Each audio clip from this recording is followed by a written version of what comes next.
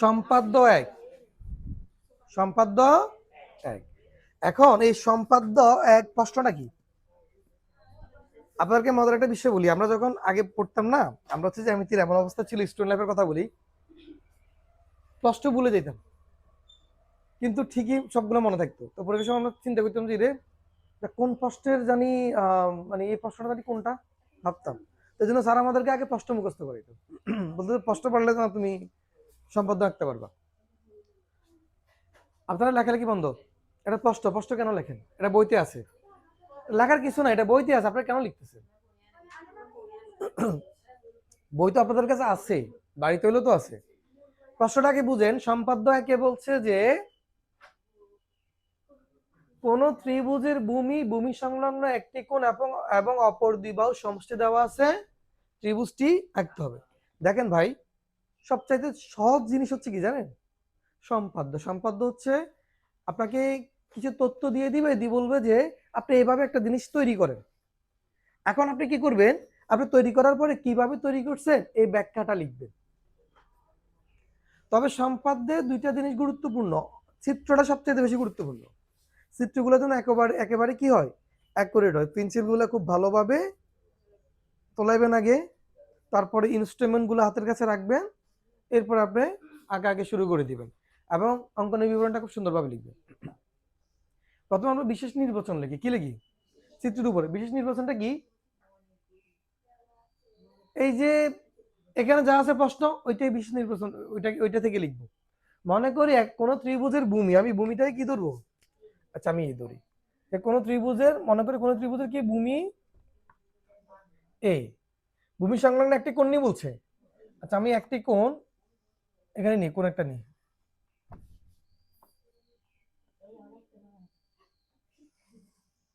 নিলাম আমি এক্স কোণ নিলাম, এবং অপর দুই বাহুর সমষ্টি, যেহেতু অপর দুই বাহুর সমষ্টি এটা ভূমি থেকে একটু বড় হবে না, একটু বড় হয়ে লিখলাম। অপর দুই বাহুর সমষ্টি কত ধরলাম? বি ধরলাম। এসও ধরা যায়, যেহেতু সমষ্টি, তবে এস ধরি। যে কোনো কিছুই ধরা যাবে এটাকে, এটা কোনো সমস্যা না। তাহলে আমরা কি লিখবো বিশেষ নির্বাচনটা? মনে করি কোন ত্রিভুজের ভূমি এ, ভূমি লিখে কি লিখবো? এ সমানে ভূমি সংলগ্ন একটি কোণ এক্স কোণ এবং অপর দুই বাহুর সমষ্টি এস দেওয়া আছে, ত্রিভুজটি আঁকতে হবে। এই বিশেষ নির্বাচন সবাই পারবেন না? শিওর তো? কি বলেন তো একটু? চিত্র থেকে মানে এটা কিন্তু প্রশ্ন, এটা প্রশ্ন থাকবে, এখান থেকে বলবে। মনে করি কোন ত্রিভুজের ভূমি বা একটি ত্রিভুজের, কোন ত্রিভুজ না বলে একটি ত্রিভুজের ভূমি এ, ভূমি সংলগ্ন একটি কোণ এক্স কোণ এবং অপর দুই বাহুর সমষ্টি এস দেওয়া আছে, ত্রিভুজটি আঁকতে হবে। এবার আঁকার নিয়মগুলো দেখেন, আমরা যাই আঁকবো, যেভাবে আঁকবো ওইভাবে ব্যাখ্যা দিব। আমি আঁকার সাথে সাথে অঙ্কনের বিবরণটা বলবো, আপনারা পরবর্তীতে ওইভাবে লিখবেন। আমরা প্রথমে একটা রশ্মি নিব, বড় করে নিই।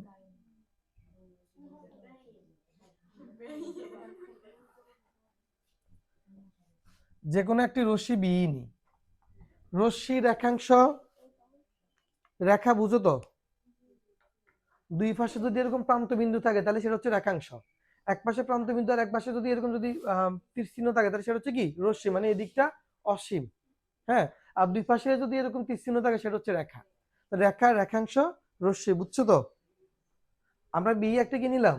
বি একটি রশ্মি নিলাম, অনেকে রশ্মি বলে, রশ্মি না, এটা তালবেশের সাথে মফলা, দন্তন্য না, ঠিক আছে? যে কোনো রশ্মি বি নি। এখন আমরা কি করব? এখানে ভূমি আছে নাকি? ভূমি কি? এ। তাহলে আমার এই যে ভূমিটা, ভূমিটা কি? এ, ভূমিটা হচ্ছে এ। এখন আমি যেটা নিলাম প্রথমে, ভূমি তো এখানে থাকবে, ঠিক না? তাহলে এটা সমান করে এটা আমরা আঁকবো কিভাবে দেখেন। প্রথমেই আমি এই মাপটা নিব, নিছি। এ নেওয়ার পরে ঠিক বি বিন্দুটাকে কম্পাসটা বসাই, এখানে একটা বৃত্তচাপ আঁকবো। একটা মিনিট, আমার ইয়েতে কালি শেষ, আমি এটা ঠিক করতে হবে, কালি রিফিল করতে হবে, রাখো। আচ্ছা, কম্পাসের কাজগুলো আমরা লাল কালি দিয়ে করবো। এখন দেখেন, তাহলে আমি এখানে যে মাপটা নিব, নিচেই সেম মাপ, এই যে এখানে একটা বৃত্তচাপ, এই অংশটা কেটে নিব, এই অংশটা কেটে নিব। তাহলে এটাকে আমরা কিভাবে বলবো, এটার ব্যাখ্যাটা কিভাবে দিব? কোন এই রশ্মিটার নাম কি? এটার নাম কি? বি রশ্মি। বি রশ্মি থেকে কোন বাহু সমান করে বলো তো? বি রশ্মি থেকে এ বাহুর সমান করে যে অংশটা কাটছে ওটার নাম কি দিব? বিসি অংশ কেটে নেই। এতটুকু বুঝছেন? এবার এই কোণটা বলছে ভূমি সংলগ্ন কোণ, তার মানে ভূমি হলো বিসি, তাহলে এই কোণটা হবে বি বিন্দুতে হতে হবে, সি বিন্দুতে হবে, ঠিক না? যে কোনো একটা বিন্দুতে আঁকলেই হবে।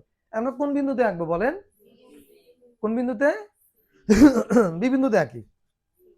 তো একটা কোণের মাপে আরেকটা কোণ কিভাবে আঁকি সেটা দেখেন। মানে এটা একটা কোণ না, এই কোণটা, এই কোণের সমান করে আমরা এখানে একটা কোণ আঁকবো, কিভাবে আঁকবো আগে সেটা দেখেন। প্রথমেই আমি এখানে একটা বৃত্তচাপ আঁকবো, আঁকছি। সেম মাপে এখানে একটা বৃত্তচাপ আঁকছি নি। এরপরে এই দুইটা বিন্দুর মাপটা নেন, এই দুইটা বিন্দু, একটা বিন্দু আর একটা বিন্দু, এই দুইটা বিন্দু কি নিবেন? মাপ। নেওয়ার পরে এখানে বসে এখানে একটা বৃত্তচাপ আঁকেন, আঁকছি নি? বৃত্তচাপটা আঁকা হয়েছে। আঁকার পরে আমার কাজটা হচ্ছে কি, প্রথমে কি করব, এখানে একটা বৃত্তচাপ, একই মাপে এখানে বৃত্তচাপ, তারপরে এই দুইটা বিন্দুর দূরত্বটা পরিমাপ করবো, করার পর আমরা এখানে পরিমাপ করবো, ঠিক আছে? এরপর আমাদের কাজ হচ্ছে কি,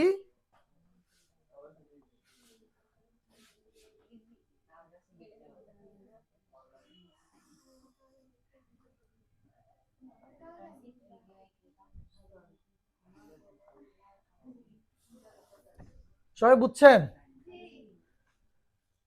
আমি এই বিন্দুটার নাম দিলাম, মনে করেন যে এফ। কি দিলাম? F F. এটা হচ্ছে ওই যে এখানে চিহ্নটা। তাহলে আমি এখানে যে কাজ করছি সেটা হচ্ছে কি, আমি এক্স কোণের সমান করে এখানে একটা কোণ আঁকছি। এই কোণের ব্যাখ্যাটা অনেকে দিতে পারেন না, আমি যা আঁকবো তাই ব্যাখ্যা দিব। এখানে ব্যাখ্যাটা কিভাবে দিব? আমি যে রেডে যে আঁকছি এটা কি প্রথম বৃত্তচাপটাকে বিসির উপর নিছি না? তাহলে সেক্ষেত্রে বলতে হবে বিসি রেখাংশ, বিসি কিন্তু একটা রেখাংশ, বিসি রেখাংশের বি বিন্দুতে বাহু বললে হবে বিসি রেখাংশের কোন, আর আমরা কোথায় বলবো, আমি আমার বুঝে বলতেছি, আমরা কম্পাসের কাঁটাটা যে বিন্দুতে রাখবো ওই বিন্দুটা উল্লেখ করবো, বিসি রেখাংশের বি বিন্দুতে, বিসি রেখাংশের বি বিন্দুতে কোন কোন সমান করে, এক্স কোণের সমান করে কোন যেটা এক্স, এটার নাম কি বলেন তো? C B F, C B F. এটা কোন না? কোনটা এই বিন্দু থেকে শুরু এদিকে আসে এখানে শেষ, ঠিক না? তাহলে এইভাবে বলতে হবে। একটা কোণের জন্য তিনটা বিন্দু লাগে, একটা বিন্দু, দুইটা বিন্দু, তিনটা বিন্দু, তাহলে আমরা কি বলবো? সি বি এফ কোণ আঁকি। তাহলে আমি ব্যাখ্যাটা আবার বলতেছি, কোণ আঁকার নিয়ম তো জানছেন, নির্দিষ্ট কোণ কিভাবে আঁকে, একটা কোণ মাপার একটা কোণ, প্রথমে একটা বৃত্তচাপ এখানে আঁকলাম, তারপরে এই দূরত্বটা মেপে এই দূরত্বে এখানে একটা বৃত্তচাপ তারপর যোগ করে দিলাম। তাহলে বলতে হবে এভাবে, বিসি রেখাংশের বি বিন্দুতে এক্স কোণের সমান করে সি বি এফ কোণ আঁকি। এটা বুঝছেন তো? এর বাকি আছে দুই বাহুর সমষ্টি। এখন আমরা কি করব দেখেন, এই দুই বাহুর সমষ্টির মাপ নেন, নিচে নি, নামার পরে এখানে বসে এখানে এটা কাটে দেন, কাটছি নি? এখন দেখেন, কাটার পরে আমরা এই বিন্দুটার নাম দিব ডি বিন্দু। কি দিলাম? এই বিন্দুটার নাম দিলাম আমি ডি। তাহলে আমি কি বলবো, বিএফ কি রশ্মি না? বিএফ রশ্মি হতে এইচ বাহু সমান করে কি করলাম, বিডি অংশ কেটে নিলাম। তুমি ভিন্ন ভিন্ন নাম দিতে পারো, কোনো সমস্যা নাই। এই বিন্দুগুলো যে নাম দিবা, যে অক্ষর দিয়ে প্রকাশ করবে সেটাই বলবা, ঠিক আছে? তাহলে বিএফ রশ্মি হতে এইচ বাহু সমান করে বিডি অংশ কেটে নি। সবাই বলতে পারবেন তো? এটা স্টেপগুলো মনে রাখিয়েন। প্রথম স্টেপ রশ্মি নিচে, পর স্টেপ ভূমির মাপ করে এটা কেটে নিলাম। এরপর স্টেপে কি করলাম, এই বিসি রেখাংশে বি বিন্দুতে এক্স কোণের সমান করে সিবিএফ কোণ আঁকি। পরের স্টেপে ডিএফ রশ্মি হতে এইচ বাহু সমান করে বিডি অংশ কেটে নি। বুঝতে পারছেন তো স্টেপগুলা? এখন যে কাজ করবো সেটা কি জানেন, আমরা সি আর ডি যোগ করে দিব।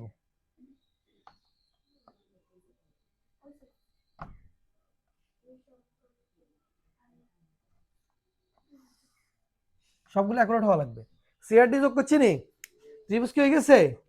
জি না, এখনো কাজ বাকি আছে। একটা জিনিস দেখেন, আপনি তো বলবেন এটা এটা ত্রিভুজ, ঠিক আছে, কিন্তু আমার শর্ত অনুযায়ী তো হয় নাই। বলছে যে এটা আছে না, এটা হচ্ছে ত্রিভুজের বাকি দুই বাহুর সমষ্টি, মানে বাকি দুই বাহুকে একসাথ করলে এ বাহু সমান হবে, কিন্তু আমরা এটাই একটা বাহু দিয়ে দিলাম, তাহলে কি হয়েছে? না। এখন আমরা কি কাজ করবো জানেন, এই যে এখানে যে কোণ আছে না, সেম কোণের মাপে আমি এখানে আরেকটা কোণ আঁকবো। কেন আঁকবো একটু পরে বুঝাচ্ছি সেটা। এখানে যে কোণ আছে সেম কোণের মাপে আমি এখানে একটা কোণ আঁকবো, আঁকি শেষ করে তারপর বুঝে দিচ্ছি কেন আঁকতেছি, কেমন? তো কোণের মাপে কোণ তো আঁকতে জানি, কোন জায়গার মাপে আঁকবো, এখানে নাম কি বিডি সি কোণ, বিডি সি কোণের সমান করে আঁকবো। তাহলে আমি আগে এখানে একটা বৃত্তচাপ আঁকি।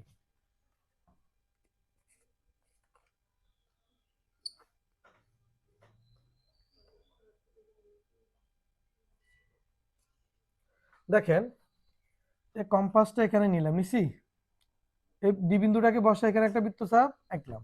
সেম ভাবে আমি কিন্তু কোনটা আঁকবো কিন্তু সিডি রেখাংশের উপর। কোথায়? তাহলে কোনটা, কোণের ইয়েটাকে এখান থেকে নিব না সিডি কে রেখাংশকে স্পর্শ করবে? তাহলে সি বিন্দুতে বসাই, সিডি রেখাংশ থেকে এই একটা বৃত্তচাপ নিই, নামার পরে এবার এই কণিকা মাপো, এই দূরত্বটা মাপো, মাপছি নি? মাপার পরে এই দূরত্ব এটা মাপবে, এটা এই দুটো দূরত্ব মাপার পরে এখানে বসাবা, এই বিন্দুটাতে বসে এখানে আরেকটা, এখানে বসাই এখানে একটা বৃত্তচাপ আঁকছি নাকি, এখানে একটা বৃত্তচাপ আঁকলাম। এখন মানে তোমরা তো কম্পাস দিয়ে আরো ভালো হবে, আমার তো হচ্ছে বোর্ডে তো এটা তো বসানো যায় না, ঠিক না? এখন তোমরা যে কাজটা করবে এরপর হচ্ছে এই বিন্দুগুলো যোগ করে দিবে। এখন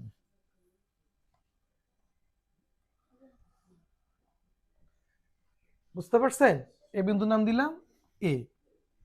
অর্থাৎ আমি আমি এই কোণ এবং এই কোণ সমান আঁকছি।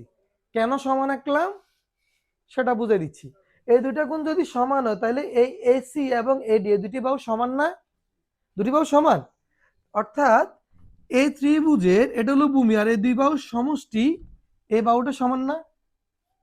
কেমনে সমান? এটা তো আছেই, এইটা যদি 5 সেন্টিমিটার হয় তাহলে এটা কত সেন্টিমিটার হবে? তার মানে এই দুটি বাহুর সমষ্টি এই পুরো বাহুটা সমান না? তার মানে এই ত্রিভুজটা হচ্ছে এইটা। এই ভূমি আছে, ভূমি সংলগ্ন কোণ আছে, আর অপর দুই বাহুর সমষ্টি, অর্থাৎ এই দুই বাহুকে যোগ করলে যা হবে তা এই পুরো বাহুটা সমান হবে, অর্থাৎ এই বাহুটা সমান হবে। আচ্ছা এখানে ব্যাখ্যাটা আবার একটু বুঝাই বলি। এখানে আমরা এটা কিভাবে আঁকছি, কোন কোন রেখাংশের কোন বিন্দুতে বলেন তো, এটা মনে রাখবেন কষ্টগুলো।